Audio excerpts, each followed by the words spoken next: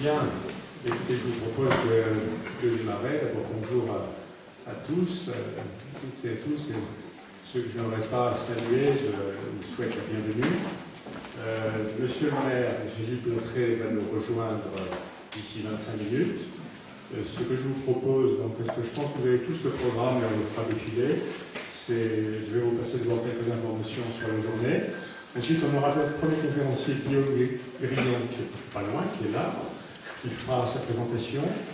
À un certain moment, comme le maire ne pourra pas rester trop longtemps, il demandera juste, non pas de s'arrêter en plein milieu de sa phrase, mais de terminer sa partie de façon à ce que monsieur le maire puisse s'exprimer. Et puis ensuite, on reprendra votre présentation. Merci, Guillaume, de nous permettre cette facilité. D'abord, bienvenue donc à tout le monde. Alors, je me présente, Patrick Arnaud, je suis responsable de l'association Vin Terroir et Amateurs Éclairés, VITER, qui existe depuis maintenant pas mal d'années. Je ne saurais dire quand, c'est 2011. Avant toute chose, je souhaiterais, vous avez une caméra maintenant, donner un certain nombre de remerciements à toutes les personnes qui nous ont permis d'être ici. Bon, en premier lieu, j'aimerais saluer monsieur le maire, je le renouvellerai tout à l'heure, et en même temps Pilar, qui est toute présente, qui est la responsable, je crois que c'est chef de projet événementiel de la ville de Chalon, sans qui nous n'aurions jamais pu faire ça. Merci Pilar, parce que tout ce que vous avez là, la salle qui est mise à disposition, c'est grâce à l'équipe qui nous a permis de faire ça. J'aimerais aussi remercier tout particulièrement, et il est là, l'ami Pierre de Benoît, parce qu'il nous a donné un grand coup de main, qualité, mais aussi en qualité de président de l'ODG Bouzeron. Grand merci Pierre pour ton aide, parce qu'on aurait eu beaucoup de mal à l'organiser. C'est pour ça que vous voyez déjà le logo de l'appellation Bouzeron, parce qu'il y a eu un véritable partenariat entre l'ITAE et l'ODG Bouzeron. Je voudrais aussi remercier tous les conférenciers qui sont là. Je rappelle, parce que ça n'a pas l'air, c'est pas si simple, qu'ils le font tous à titre bénévole, qui sont déplacés, qui sont tous là, il y en a une vingtaine. On a des vignerons et des vignerons célèbres qui seront là. Vous avez pu voir les programmes, donc un grand merci à ces conférenciers. Je ne voudrais pas également oublier, je ne sais pas s'il est là encore, on a un tonnelier, qui est M. Jean-Marie, j'aurais dû le reconnaître, bravo. M. Jean-Marie Rousseau, qui nous aide, qui est invité depuis de nombreuses années, je tiens à remercier. Et enfin, puisque je suis dans la galerie des remerciements, je remercie toute l'équipe de Vitae, la petite équipe. D'ailleurs, ils vont tous intervenir. Que ce soit Marie-Claude Pichery, que ce soit Joël Bourla, qui nous a sauvés les coordinateurs ce matin. Que ce soit l'ami Cyril, total, j'avais oublié, bien sûr, l'ami Jackie Rigaud qui interviendra. Et puis, je ne voudrais pas oublier Patrice Chamblin, qui est notre vice-président et qui donne à Vitae un grand coup de main. Vous verrez d'ailleurs que les affiches, tout ça, c'est lui qui les a fait. Donc voilà pour les remerciements. Le programme, j'en dis quelques mots avant de passer la parole aux conférenciers. D'abord, ce colloque, c'est une première pour nous. C'est-à-dire qu'on avait, vous savez, on a les journées internationales, dont je parlerai plus tard. Les journées internationales des amateurs éclairés, on est en train de préparer la 5e édition. Ça a été la naissance de Vitae en 1992. C'est un événement qui dure 2 jours, avec un grand colloque, avec un dîner de gala, et puis le lendemain, une compétition autour de la dégustation, le fameux challenge international des clubs œnophiles, le fameux SICO. Nous avons fait 2 fois cette épreuve et cette manifestation en 2012 et 2014. Ensuite, on s'est expatrié en Alsace, dans des beaux endroits, avec l'Université des Grands Vins. Et l'année dernière, nous étions à la Cité des Papes, et ensuite à Châteauneuf-du-Pape. Et là, nous sommes en train de préparer, on en parlera plus longuement, les prochaines journées, les 13 et 14 juin, en Champagne. Et de manière alternative, ça c'est tous les 2 ans, parce que c'est quand même une grosse manifestation, nous faisons ce que nous appelons les ateliers Vitae. Les ateliers Vitae, c'est plus réduit, c'est plus modeste, c'est-à-dire qu'on organise par exemple, l'avant-dernier, c'était la dégustation des grands vins blancs de la Côte de Nuit, au Château de Vie. Pour celles et ceux qui étaient présents, on a des souvenirs émus. On était quoi, une vingtaine de personnes, on a dégusté des choses absolument magnifiques. Et ça a été aussi l'origine de la réunion de ce jour, parce qu'il y avait un fameux aligoté qui se nichait dans la dégustation. Et il y avait une demande, d'ailleurs venant de la part de M. Aubert de Villers, en disant « Et qu'est-ce que vous diriez d'organiser, parce que pourquoi pas une réunion sur l'aligoté ?» C'est comme ça qu'est née cette idée et ce projet. Nous avions proposé, et je le renouvelle auprès des vignerons et de tous les acteurs du monde commun, on demande beaucoup de choses à nos amis vignerons et à tous ceux qui sont dans la filière. Et de temps en temps, moi je leur dis, n'hésitez pas à utiliser Vitae. Vitae, c'est pas que 5 à 6 personnes. On travaille avec beaucoup d'associations qui sont d'ailleurs présentes ici. Des associations partenaires. Je salue l'ami Francis Roy qui est présent, qui est président de Déguster, les anciens élèves de l'Université de Bourgogne.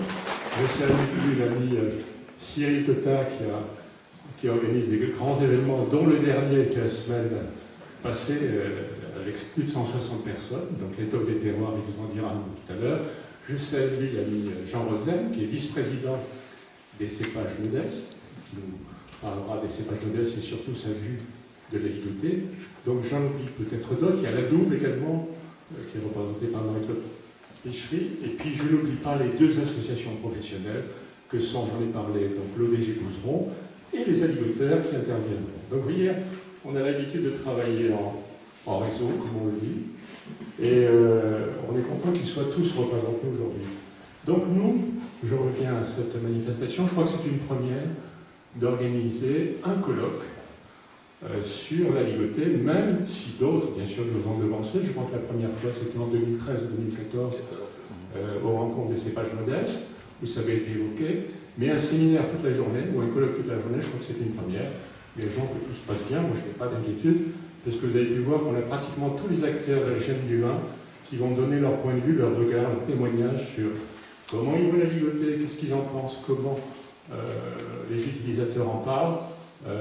On n'a pas de table ronde encore de consommateurs, mais en même temps, je pense que tous les acteurs qui vont témoigner, je leur demande surtout aussi de faire œuvre de pédagogie, parce que même si dans Vitae, ça veut dire vin de terroir et amateur éclairé, je rajoute de temps en temps éclairé ou à éclairer. Parce qu'on n'est pas tous forcément au top, et on a besoin de pédagogie de votre part, de bien expliquer, même si c'est des choses qui vous semblent évidentes.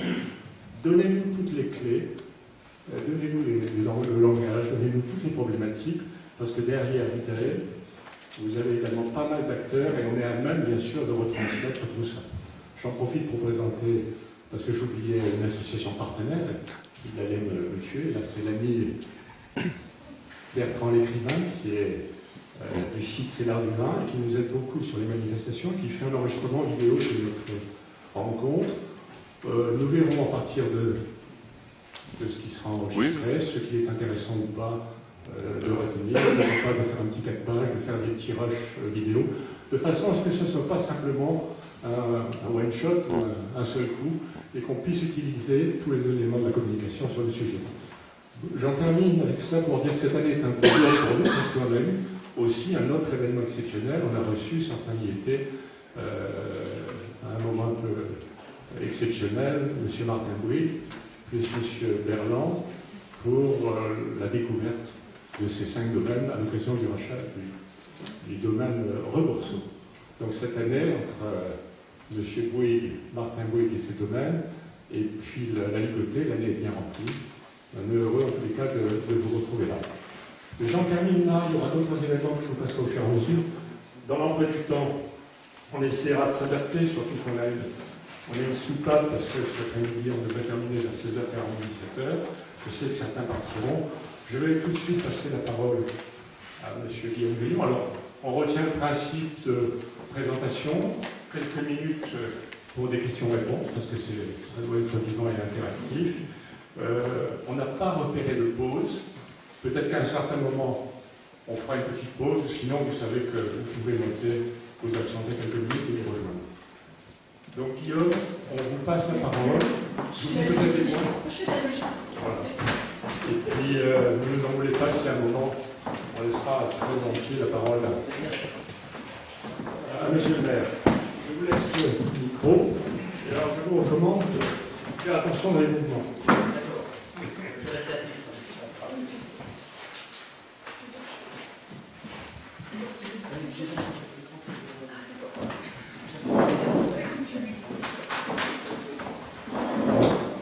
Bonjour à toutes et à tous, vous m'entendez bien? Oui. Je suis heureux d'être là, je remercie les organisateurs de m'avoir invité à cette journée. Je remercie aussi M. Jean Rosen, un collègue de l'Université de Dijon, avec qui on a échangé sur le sujet, qui m'a passé des données, en particulier l'enquête de Dupré de Saint-Maur, que je cherchais vainement, qui est très très difficile à trouver, et il m'a annoncé qu'elle allait être bientôt en ligne, donc c'est une très très bonne nouvelle. Et si j'interviens aujourd'hui devant vous, c'est parce que depuis quelques années, 2-3 ans maintenant, je m'intéresse au cépage. J'avais été invité à Prague pour un colloque sur le Pinot, donc un article qui va être publié sur Crescentis, une revue en ligne de l'Université de Dijon. J'ai aussi publié un article récemment dans le CHVV de Beaune sur le Channay, un cépage disparu du Mâconnais, mais très intéressant parce que c'était le cépage phare du Mâconnais au XVIIe siècle. J'en dirai quelques mots tout à l'heure. Et donc c'est intéressant pour moi de travailler sur la ligotée parce que c'est un cépage encore assez méconnu du point de vue historique. Alors je pense qu'on va cesser de le répéter aujourd'hui. En Bourgogne, la ligotée c'est le deuxième cépage en blanc après le chardonnay. Et c'est un très vieux cépage bourguignon. Et des études de génomique récentes attestent qu'il est le fruit d'un croisement entre le bouet blanc médiéval, donc un cépage disparu, et le pinot noir, tout comme le chardonnay. Donc le ligotée est en quelque sorte le petit frère du chardonnay. Et à un certain moment donné de l'histoire, la ligotée faisait même jeu égal avec le chardonnay dans les villes de Corfon-Charlemagne ou de Montrachet. Et aujourd'hui, son aire de plantation s'étend de Lyon, de Chablis jusqu'au Mâconnais. Et on va voir au cours de mon propos que ce cépage a parfois été décrié ou rejeté, même par certains orthographes, tel le célèbre Comte Odard. Et certains linguistes, je pense à Françoise Dumas, dans un article du CHVV également, va même jusqu'à dire que l'origine étymologique du mot aligoté a peut-être contribué à cet ostracisme. Car selon Françoise Dumas, le mot aligoté viendrait du verbe arigoter avec un H ou aligoter avec un H, donc un mot attesté dès le XIIIe siècle qui signifie déchiqueter, mettre en lambeaux. Et en fait, on peut penser que l'aligoté, sa caractéristique, c'est la disposition irrégulière de ses raisins. Et c'est aussi pour cela qu'il porte longtemps le nom de plan de Troyes, alors pas comme la ville de Troyes, mais comme le chiffre 3, simplement parce que sur la tige se trouvent 3 raisins placés alternativement, une feuille d'un côté, un raisin de l'autre. Donc mon propos du jour consiste à partir à la recherche de la ligotée dans les sources manuscrites et imprimées. Et compte tenu de l'ampleur de la tâche, je vais m'arrêter au XIXe siècle, à la fin du XIXe siècle, et je laisserai tout à l'heure mon collègue Jean Rosen s'occuper du XXe siècle et l'histoire récente du cépage. Et cette communication a aussi pour but de replacer l'apparition des principaux cépages bourguignons dans leur contexte historique. Il circule beaucoup de mythes, beaucoup de légendes, d'idées reçues sur les vins de Bourgogne et en particulier sur les cépages. Premier écueil, bon nombre de cépages en usage en Bourgogne portent le nom d'une commune viticole. Gamay, Chardonnay, Chasselas, Channay même, sur lequel j'en ai vu tout à l'heure, laissant présager qu'ils puissent être originaires de ces communes-là. On n'a pas de données historiques qui permettent de le confirmer. Deuxième écueil, des mythes parfois loufoques ou tenaces entourent l'apparition de certains cépages en Bourgogne. J'en citerai 2 principalement, qui se retrouvent hélas dans des publications. Le César, qui aurait été apporté par le grand Jules lui-même au moment de la guerre des Gaules, aucune preuve historique, ou le Gamay rapporté des croisades par le seigneur de Gamay, là encore un mythe sans fondement historique. Pour vous prouver la complexité de l'histoire des cépages bourguignons, je voudrais brièvement, avant de me consacrer exclusivement à la ligotée, vous rappeler l'origine des 3 autres cépages phares de la Bourgogne, le Pinot, le Gamay et le Chardonnay.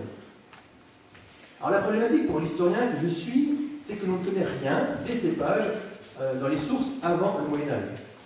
Le vin existe depuis l'Antiquité, mais jusqu'au XIVe siècle, on n'a pas de données historiques qui permettent de nous dire à partir de quoi les vins sont faits.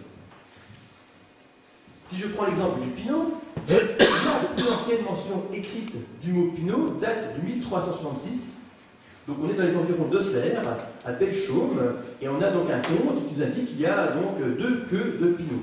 C'est la première fois que le mot Pinot apparaît dans la documentation. Et si on s'intéresse au mot Pinot dans le premier quart du XIVe siècle, il y a seulement moins de 5 mentions du mot, ce qui est extrêmement peu quand on connaît l'ampleur de la documentation médiévale. Et bien, même chose au XVe siècle, au XIVe siècle, on a très très peu de mentions de Pinot. Des études génomiques, là encore récentes, nous apprennent que dans l'Antiquité, le Pinot était présent, non pas en Bourgogne, mais dans le Haut-Roussillon, autour de Béziers. Donc dire que la Bourgogne est le berceau du Pinot, c'est quelque part une aberration. Effectivement, c'est en Bourgogne, mais pas en Côte d'Or, mais dans Lyon qu'on trouve la première mention du Pinot.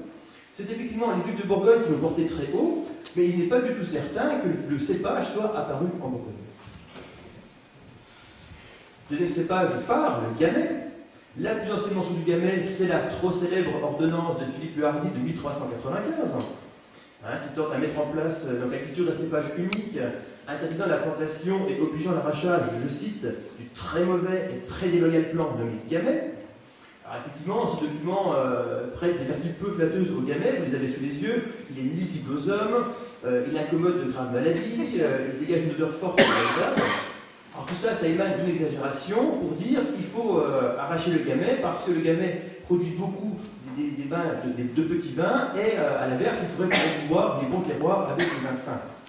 Donc, l'ordonnance de 1895, effectivement, c'est la première mention du Gamay, pas de mention du Gamay dans les sources avant, mais il faut retenir aussi qu'on n'a pas la mention du Pinot dans l'ordonnance de Philippe le Hardi. Donc là encore, il faut être très prudent. On ne sait pas si le duc de Bourgogne voulait vraiment promouvoir le Pinot, simplement il tend à interdire le Gamay. Autre cépage phare de la Bourgogne, le Chardonnay. Plus ancienne mention écrite du Chardonnay, 1685, on est à Saint-Sornin, donc la commune s'appelle aujourd'hui la Roche-Vineuse, et dans un document de description du village, il y a une ligne qui nous indique qu'il est question d'un vin blanc Chanet, le cépage à l'instant, commun, et Chardonnay du meilleur, mais en petite quantité. Donc on voit bien qu'il y a un saut chronologique entre le Gamay et le Pinot, qui sont plutôt du XIVe siècle, et d'autres cépages tels le Chardonnay qui apparaissent au XVIIe dans les sources. Ce qu'il faut bien comprendre, c'est que dans les sources, les cépages apparaissent plutôt au Moyen-Âge, mais ils ne sont pas encore figés dans l'espace. C'est véritablement au XVIIe et au XVIIIe siècle que ces cépages vont s'ancrer dans des régions viticoles précises. Et il faudrait que quand on cherche des cépages dans la documentation, on trouve parfois des bizarreries. Je vous en présente 2. On est ici en 1511 à Volnay. On a une mention de Noirien et de Sauvagnin. Donc il est quand même curieux de trouver ce deuxième cépage à Volnay, mais c'est au XVIe siècle, donc c'est pas très étonnant, mais aujourd'hui c'est très surprenant. Ou ici à Talent, donc on a tout publié avec des collègues un ouvrage sur l'histoire de la vigne et du vin à Talent, et dans un conte du châtelain de Talent, on a trouvé des mentions de Garnache et de Malvoisie. Donc il ne faut pas croire qu'à Talent il y avait de la Garnache et de la Malvoisie, simplement on avait des tonneaux de Garnache et de Malvoisie pour conserver. Donc c'est pas parce que le mot Garnache et Malvoisie apparaît à Talent qu'on a ces cépages-là présents dans les villes talentaises. J'en viens enfin à la ligotée. Quand on s'intéresse à un cépage disparu, il faut se tourner vers les ouvrages ampélographiques. Alors vous allez voir, moi j'ai fait le choix de remonter à partir des premiers ouvrages d'agronomie du XVIe, XVIIe siècle qui commencent à être diffusés avec la diffusion de l'imprimerie. Mais avant de remonter dans les sources anciennes, il faut d'abord s'intéresser aux ouvrages ampélographiques récents. J'en ai pris 3 de référence. Il y a bien sûr l'ampélographie de Viella et Vermorel, qui est vraiment peut-être le premier volume d'importance sur l'ampélographie. Et il y a des ouvrages plus récents, comme ceux de Pierre Gallet ou de Pierre Rézeau, qui nous présentent des chronologies, des bibliographies à étudier. Et tout ça, ça nous permet de retrouver, comme point de départ, tous les synonymes possibles de la ligotée qu'on peut rechercher maintenant dans les sources. Donc, la ligotée pourrait s'appeler aligotet, plan de Troyes, blanc de Troyes, plan gris, pèlerin, giboudot blanc, vert blanc, Kerkeron blanc, griset blanc. Donc ce sont ces mots-là qu'on va maintenant chercher dans les sources anciennes. Et comme point de départ sur la ligotée, je prends l'ouvrage de Charles Estienne et de Jean Liébaud, L'agriculture et la mise en rustique. Pourquoi ? Parce que dans un ouvrage de Jean-François Bazin, il est écrit que la plus ancienne mention de la ligotée pourrait être le bonnier, un cépage cité chez les agronomes du XVIe siècle. Alors, Jean-François Bazin, il a écrit beaucoup de choses sur la Bourgogne, malheureusement, il cite rarement ses sources, et donc c'est toujours délicat à rechercher. Donc là, je suis monté chez Charles Estienne, et on voit que dans son ouvrage, il y a un chapitre sur les lignes de plan noir. Là, c'est une parenthèse pour vous montrer que les meilleurs complans sont le Morillon, le Sémereau, le Négrier et le Néraud, et que le meilleur complan est le Morillon appelé Pinot. On est sauvé. Pour ce qui est de la ligotée, un peu plus loin dans ce document, il y a tout un développement sur l'idée que le vigneron doit sélectionner ses cépages en fonction de ses sols. Et parmi certains critères, il retient le Beaunais, à plusieurs reprises, Beaunais, Beaulnois. Donc un cépage qui porte le nom de la ville de Beaune, mais qui est jusqu'à présent difficile d'identifier. Alors ce Beaunois, on le retrouve chez Olivier de Serres, dans son ouvrage Le théâtre, l'agriculture et ménage des champs, publié en 1600. Donc lui aussi fait un inventaire, bon il n'est pas exhaustif, l'inventaire de cépages qu'il connaît, et parmi le Pinot, la Pipoule ou autre, vous avez le Beaunois qui est cité. La première description de ce cépage mystérieux intervient chez Jean Merlet, dans un ouvrage intitulé L'abrégé des bons fruits, avec la manière de les connaître et de cultiver les arômes. Et c'est divisé par chapitre. Donc dans cet ouvrage, vous allez avoir toutes les sortes de pommiers, toutes les sortes de framboisiers ou de pêchers, et aussi toutes les sortes de cépages connus à l'époque. Et dans la liste des cépages, vous avez le Beaunier. Voici ce qu'il est écrit. Le Beaunier est un raisin tirant sur le bouet blanc, mais meilleur et charge beaucoup, ainsi nommé étant fort commun et en estime à Beaune. Donc on voit bien que le Beaunier porte ce nom-là parce qu'il est en estime à Beaune, qu'il a comme parent proche le bouet blanc, mais rien dit que ce soit la ligotée. C'est peut-être plus certainement le chardonnay. La première fois que l'on rencontre la ligotée ou un de ses synonymes dans un ouvrage historique, dans une documentation historique, c'est l'état des cépages envoyés des différentes généralités du royaume, rédigé par Dupré de Saint-Maur en 1783. Alors Dupré de Saint-Maur, qui est-il? Il est intendant de la généralité de Bordeaux à cette époque-là, et il semble commander une enquête à ses collègues intendants dans le but de faire un inventaire assez général sur les cépages en usage au royaume de France à la fin du XVIIIe siècle. Donc il écrit aux intendants des provinces qui lui répondent, soit en envoyant des plans, soit en envoyant des notices. Et pour la généralité de Dijon, donc pour la province de Bourgogne, on a 10 circonscriptions différentes qui répondent avec le détail, cépage par cépage, dans ces circonscriptions. Et dans la sous-délégation de Dijon, qui ouvre l'enquête pour la Bourgogne, nous avons exactement 29 cépages mentionnés, dont 3 variétés différentes du plan de Troyes, qui est notre fameuse ligotée. Alors je vous lis en entier la première description pour vous donner connaissance de tout cela, parce qu'on a la première ampélographie du cépage que nous recherchons. Donc le plan de Troyes, je cite Dupré de Saint-Maur, est un raisin blanc qui tire son nom de son plan même, parce que chaque bourgeon ou œil à fruit produit une tige sur laquelle se trouvent 3 raisins placés alternativement, une feuille d'un côté, un raisin de l'autre. Lorsque ce fruit est dans sa maturité, il est fort agréable au goût, sa graine est belle, transparente, parfaitement ronde, abondante en sucre. Mais étant très chargée, les grains du dedans restent verts, tandis que ceux du dessus qui les couvrent sont trop mûrs. Il donne abondamment, mais le vin n'est pas si bon. Il conserve un peu de vert et jaunit dans l'année s'il est tiré la longe, c'est-à-dire s'il est tiré chaque jour au même tonneau.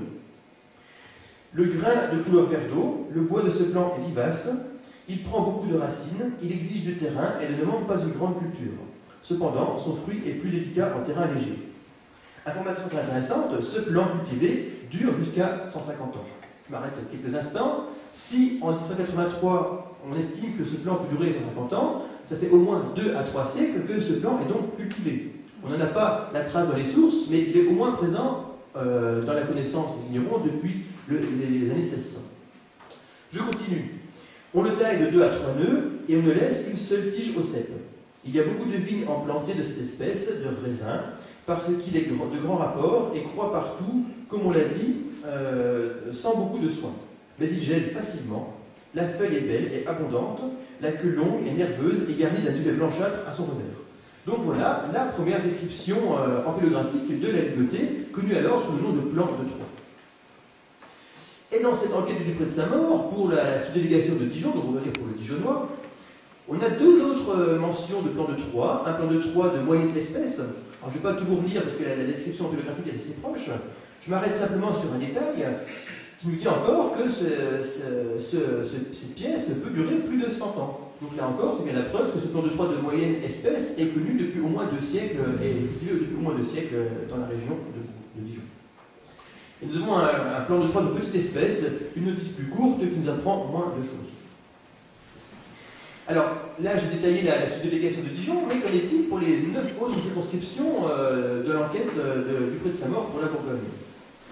La sous-délégation de Nuit, nous avons exactement 4 cépages mentionnés, qui sont à l'écran, le noirien ou pinot, le chardonnay, le gamay noir et le melon. Pas de mention de variété autour du Nuit-Saint-Georges. Chalon-sur-Saône, on y est, intéressons-nous aux cépages des environs de l'époque. 6 cépages mentionnés, le noirien, l'autre noirien qu'on appelle le petit morillon, le raisin gris nommé beurreau, le chardonnay, appelé ici chaudenay, le gamay noir et le gamay blanc. Pas de mention d'aligoté. Et c'est la même chose pour les autres circonscriptions. À Flavigny, vous avez 4 cépages cités, pas d'aligoté. À Beaune, 8 cépages cités, pas d'aligoté. Auxonne, 13 cépages cités, pas d'aligoté. Alors, on s'étonne aujourd'hui de trouver des vins autour d'Auxonne. Je ne vous ai pas montré parce que je n'ai pas pris le temps de le faire, mais quand on fait la carte de la Bourgogne viticole au XVIIe et XVIIIe siècle, c'est très différent de la Bourgogne viticole actuelle. Alors, vous avez une grande route viticole qui part des Vosges, qui descend jusqu'à la vallée du Rhône. Donc en gros, en Bourgogne, vous avez des vignes entre Is-sur-Tille et Mâcon sans discontinuité. De même que vous avez des vignes entre la plaine de Saône et Lyon jusqu'à Paris sans discontinuité. C'est très très différent de ce qu'on connaît aujourd'hui. Donc c'est pas étonnant de trouver des cépages à Auxonne. Je continue. À Vito, 12 cépages différents, pas d'aligoté. Dans les Dombes, effectivement, les Lins faisaient partie de la Bourgogne à l'époque, donc 5 cépages, pas d'aligoté. À Vallon, 21 cépages, pas d'aligoté. Et je termine avec Mâcon, 3 cépages mentionnés, pas d'aligoté, mais mon fameux Channay. Alors, je profite d'avoir le micro pour vous présenter brièvement ce que c'est ce Channay. C'est un cépage qui mérite son attention et qui explique en partie l'absence de climat dans le Mâconnais. Pourquoi? Alors la plus ancienne mention du Channay date de 1620. Et on sait que ce cépage était fort estimé parce que chaque fois que le roi de France s'arrête à Mâcon, on lui sert du vin de Channay au XVIIe siècle. Alors j'ai réalisé la carte des mentions du Channay dans les sources et on s'aperçoit qu'il est très concentré dans le temps et dans l'espace. Il va du sud du Chalonnais, donc la commune la plus au nord, c'est Cul-des-Roches, on a une seule mention, et il s'étend jusqu'au nord de Mâcon, en passant par Tournu. Donc une aire géographique assez restreinte, qui colle assez bien avec les vins réputés fins, donc ce qui est plutôt en rouge et en orange sur la carte. Et aussi, il est concentré dans le temps, parce que la plus ancienne mention c'est 1620, et on ne le trouve pas dans les sources après la Révolution. Ce Channay, il figurait déjà, rappelez-vous, dans la mention du Chardonnay à Saint-Sornin. Donc 1685, on mentionne du Chardonnay à Saint-Sornin pour la première fois, mais on a aussi du Channay. Et ce Channay, nous dit André Julien, c'est un cépage rouge, un des 4 cépages rouges du sud de Bourgogne, qui produit des vins fins, mais le problème c'est qu'il donne justement très peu de vin. Et les vignerons vont l'abandonner au XIXe siècle parce qu'il n'est pas assez rentable, il produit de très bons vins mais il n'est pas rentable, et on préférait plutôt mettre du gamay qui produit beaucoup et qui donc du volume plutôt que de la qualité. Et ce Channay, d'après Turel Deschênes, il pourrait être donc une espèce de meunier ou d'enfoirinier du Jura. Donc c'est pour ça que j'étais très content de retrouver l'enquête du pré de sa mort, parce qu'il y a toute une notice sur le Channay que je vais pouvoir ajouter à ma compilation de données historiques sur ce cépage disparu et qui faisait la renommée du Mâconnais à l'époque. Il n'y avait pas de vin de climat dans le Mâconnais, il y avait du vin de Channay. Je reprends la ligoté, après cette parenthèse. Donc on l'a vu, plus ancienne mention, 1783 chez du pré de sa mort. On arrive en 1807 dans un manuscrit intitulé Statistiques du département de la Côte d'Or, qui est rédigé par un certain Vaillant. Alors ce monsieur Vaillant, il est alors secrétaire général de la préfecture. Pour rappeler un peu le contexte, on est à la sortie de la Révolution française, mise en place des départements, mise en place des archives départementales, et il est chargé de s'occuper justement de la mise en place des archives, et y compile dans un gros manuscrit en 2 volumes tout ce qu'il sait sur le jeune département de la Côte d'Or. Donc tant au niveau des villes, au niveau des habitants, au niveau de l'industrie, de l'artisanat, de la faune et de la flore. Et dans la flore, il y a une liste des cépages qu'il connaît en Côte d'Or. Et en numéro 10, vous avez la ligotique, je les cite, autre variété du gamay blanc. Ce blanc est à détruire plutôt qu'à édifier. Donc on voit que pour ce personnage, la ligotée n'a pas très bonne presse à l'époque. On va continuer comme ça sur le XIXe siècle avec l'avancée chronologique. On arrive en 1809. Un catalogue méthodique et classique de tous les arbres, arbustes et fruitiers des vignes formant la collection de l'école impériale établie près du Luxembourg. Donc on est à Paris. On rappelle que le jardin du Luxembourg a été fondé en 1612 à la demande de Marie Médicis pour accompagner le palais du même nom. et qu'au cours de l'histoire, le jardin et ses environs vont devenir un lieu de conservation du patrimoine végétal. Et dans la 23e plate-bande, au numéro 476, vous avez un plan d'aligoté qui est mentionné comme venant de la Côte d'Or. 1809 toujours, un cours complet d'agriculture par M. Bosc, un naturaliste français né à Paris et qui a fait des études de botanique à Dijon. Donc il connaît bien la région, et dans son chapitre sur les vins de la côte de Bourgogne, il mentionne parmi les cépages l'aligoté. Sans d'autres précisions. 1816 de Julien, je passe rapidement parce que Julien, qui est quand même à l'origine de la géographie de la Bourgogne viticole actuelle, hein, si la Bourgogne viticole comprend le Beaujolais, c'est en partie parce que Julien l'avait rattaché dans son écrit. Donc il cite un certain nombre de cépages pour la Bourgogne de l'époque, mais il n'y a pas l'aligoté. Je reviens à M. Bosc, qui publie un nouvel extrait de son cours complet d'agriculture en 1822. Je ne m'arrête pas longtemps, juste pour vous montrer que encore l'aligoté est citée pour la Bourgogne. Là, c'est plus intéressant. Morlot, 1825, avant son ouvrage sur la Côte d'Or, il a publié une statistique œnologique sur l'arrondissement de Beaune. Donc, il va nous présenter les 4 espèces de plantes du vin rouge. Il n'insiste pas, le noirien, le beurreau, le malin ou le gamay. Plus intéressant pour nous, les 4 espèces de cépages qui produisent du vin blanc, le pinot blanc ou chardonnay, le gamay blanc et le melon. Et surtout, l'aligoté, qui arrive en numéro 2. Alors, je vous lis quelques extraits. L'aligoté ou aligoté n'a pas l'égalité du chardonnay, mais il n'est pas sans mérite. Le bois est plus gros que celui de ce dernier, il pousse avec force plusieurs branches, il est cultivé particulièrement dans les lignes communes, il n'est pas très apprécié des vignerons, donc encore une fois on sent que ce n'est pas un cépage qui a la cote à l'époque. Pourquoi? Parce qu'il subit le gel, il n'aime pas les brouillards les plus froides, et il pourrit parfois même à l'approche des vendanges, donc c'est problématique. En revanche, point favorable, quand les années lui sont propices, il donne des raisins avec profusion, et il mentionne qu'il en a compté jusqu'à 26 raisins en 1822 sur un seul cep, mais comme il le dit lui-même, les années de cette espèce sont rares. Donc c'est un cépage qui n'est pas sans mérite, comme il le dit, mais qui présente beaucoup de difficultés à exploiter en raison du gel, en raison des pluies, et donc les vignerons l'évitent souvent.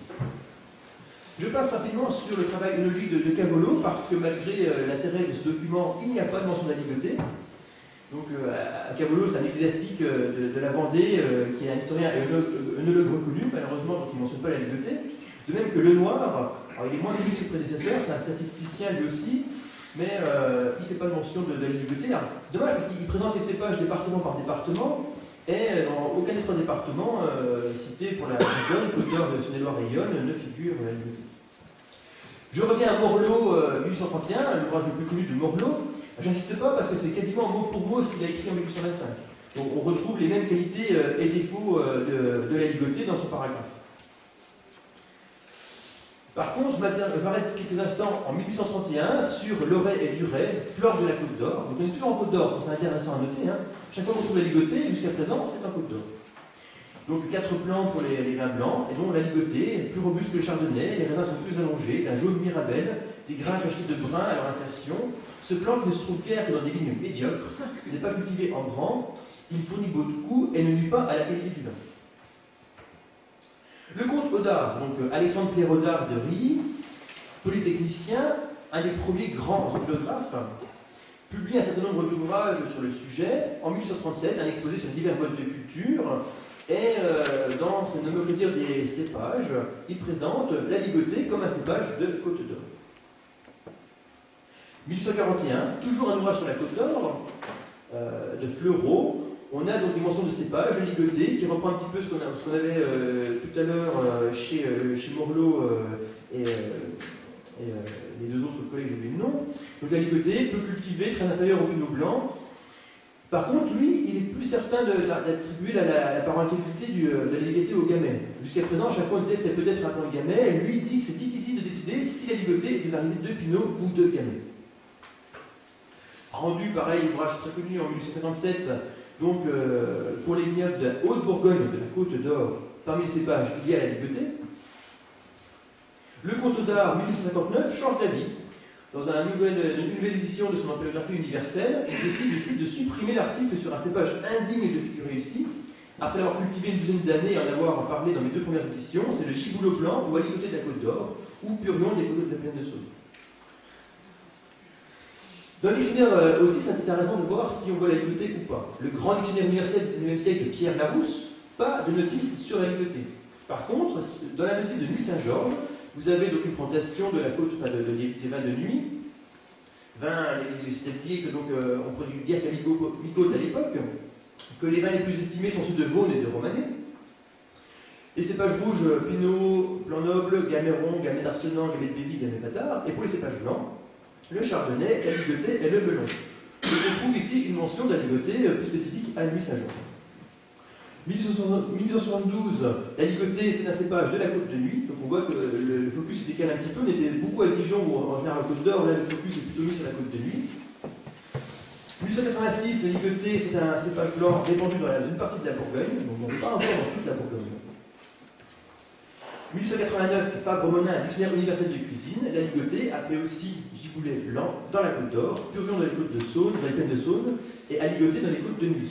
Donc, chaque fois que je mentionne ces mentions-là, c'est pour montrer que la ligotée est vraiment spécifiée au Dijonnois, au Muton, pas dans le Beaunois, pas dans le Chalonnais, pas dans le Mâconnais. Jusqu'à présent, la ligotée se concentre vraiment à la Côte d'Or, voire même à certaines parties de la Côte d'Or, entre Dijon et Nuit-Saint-Georges. Il faut attendre 1893 et le grand ouvrage d'Henri Vermorel sur les vins du Beaujolais, du Mâconnais et du Chalonnais. Donc, il y a un ouvrage qui s'intéresse exclusivement au sud Bourgogne, si je puis dire. Alors, dans cet ouvrage, dans le paragraphe qui concerne les cépages, il n'y a pas de mention de la ligotée. Par contre, à la notice de Bouzeron, page 625, il est indiqué que le vignoble de Bouzeron comprend 160 hectares, dont plusieurs résistent encore au phylloxéra. 45 hectares seront plantés en plante du pays, du noirien rouge, du mai blanc, gigoulot blanc, un synonyme de la ligotée. C'est l'une des premières mentions de la ligotée dans le Chalonnais. Et Jean-François Bazin, qui là encore de ses sources, dit dans ses écrits que la ligotée prend ses racines à Bouzeron à travers l'œuvre de Auguste Pilleret, un négociant beaunois installé d'abord à Saint-Romain puis à Bouzeron ensuite, qui est actif entre la fin des années 1850 et la fin des années 1890, qui aurait, selon Jean-François Bazin, implanté la ligotée à Bouzeron, ensuite au phylloxéra. Mais là encore, je n'ai pas pu trouver les sources de Jean-François Bazin, c'est toujours un peu rageant. Et je termine en conclusion sur Viana Vermorel. Pourquoi je m'arrête là-dessus? Parce que c'est vraiment l'ouvrage empénographique phare aussi depuis le XXe siècle, et c'est aussi lui qui va donner l'essentiel de ce qu'on connaît de la ligotée. Alors je vous lis rapidement ce qui est écrit pour l'historique et l'origine, vous allez voir que ça colle parfaitement avec tout ce que j'ai dépouillé jusque-là.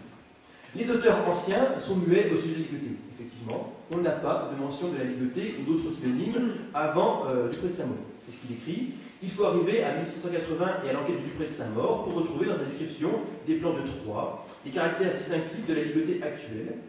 Il porte du reste ce nom dans différents climats, nom qui mérite par ce caractère de donner des rameaux fructifères porteurs, généralement de 3 grappes. Dans les arrière-côtes bourguignonnes, les plus vieux vignerons ont pu dire que ce cépage est né dans le pays. En 1780, on lui attribue une longévité de 150 ans, ce qui permet d'affirmer qu'il est cultivé depuis au moins 3 siècles. C'est bien ce que je disais tout à l'heure. L'aire géographique, alors je ne vais pas tout lire parce que c'est un peu plus long, mais il mentionne Dijon, Nuit, Beaune, Chalon-sur-Saône et même Meursault, mais également d'autres vignobles comme dans l'Aube, dans la concurrence avec le Beaunois, dans Lyon également, ou avec la Arbanne de l'Aube. Et le comte Odard, dernière phrase, c'est qu'il l'avait emporté chez lui, donc en Touraine, il l'estimait jusqu'en 1859. Après 1859, c'est fini. Pour conclure, quoi retenir au niveau historique sur la ligotée? Pas de mention avant 1783. Mais ça ne veut pas dire que les ligotées n'existent pas avant. On le sait d'après Dupré de Saint-Maur, ça fait au moins 2 à 3 siècles que ce cépage est en usage chez les vignerons. Simplement, il n'est pas en usage pour les vins fins. Donc on ne le retrouve pas dans les sources. Ceux qui produisent des vins fins, les grands propriétaires fonciers de l'époque, ceux qui vont inventer les climats, ou encore les grandes abbayes qui sont propriétaires fonciers, mentionnent toujours du noirien, du pinot, voire éventuellement du gamay. Pour leurs vins fins, on ne va jamais mentionner de la ligotée. Pourquoi? Parce que ce cépage modeste est plutôt cultivé par des vignerons modestes, qui n'ont pas laissé de traces historiques malheureusement. On s'aperçoit aussi qu'au XIXe siècle, il est d'abord cantonné dans le Dijonnois. On le trouve dans Dijon, autour de Dijon, dans Dupré de Saint-Maur, un petit peu dans le Muton, mais il faut vraiment attendre la toute fin du XIXe siècle, voire le début du XXe siècle, pour le voir apparaître dans les sources du Chalonnais en particulier. Et aujourd'hui, c'est à Bouzeron qu'il rayonne, avec une appellation communale, et il est classé donc à Auxerre-Runal depuis 1937. J'espère avoir répondu à vos interrogations. Je vous remercie de votre attention et je reste à votre disposition pour les questions. Merci.